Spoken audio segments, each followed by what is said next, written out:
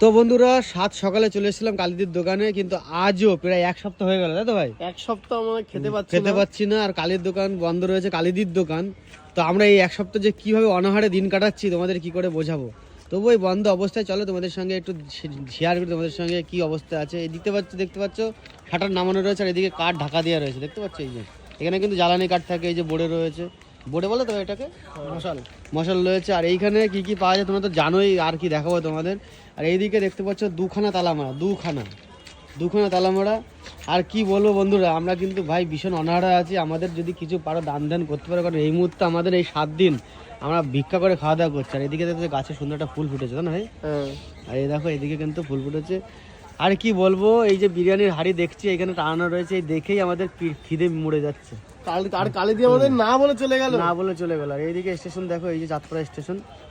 তো চলো, যদি ভিডিওটা ভালো লাগে ওইটা লাইক